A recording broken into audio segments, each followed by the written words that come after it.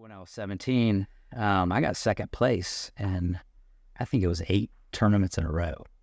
And so I would make it to the finals, and a lot of times be the number 1 seed, so favored to win a tournament. I'd make it to the finals. I'd feel really good about that. Like, hey, here I am. Everybody's going to watch just me wrestle center mat. I'll walk out there, they'll say my name, they'll say my parents' name. It's a big production, used to be back then.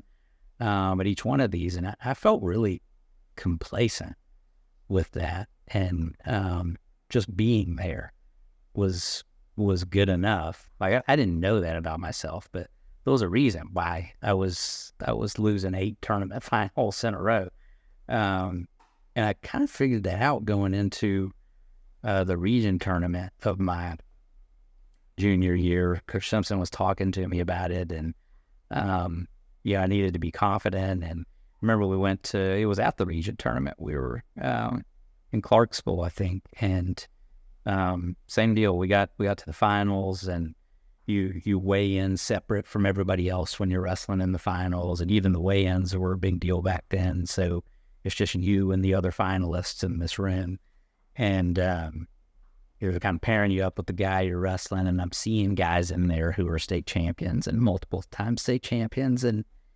thinking like, wow, like, holy cow, like, what am I doing? What am I doing here? And that was the mindset I had. Like I was sort of in awe. What am I doing here? And he told me at some point, like, hey, look, when you walk into that room, you've got to understand who you are, and you got to know how many of those guys are looking at you and saying like, holy cow, look at this dude. Like, what am I doing in here? What am I doing in here with you? They're just as impressed or more impressed with you. Like, and you deserve to be here. You're one of the best wrestlers in the state, and I believe that, and you got to believe it. It's not going to matter until you believe it. You're going to keep getting second everywhere you go, until you believe that you deserve to win every time you walk out there. And that's what wrestling is at kind of the highest level. And that's where it gets fun, is when, especially when you've got 2 kids who both believe that they deserve to win. They've done the work. They've bled, they've sweated, they've cried, and they've done all the ugly things, and you both believe you deserve to win. So that's where it gets really fun. But that it's sort of registered with.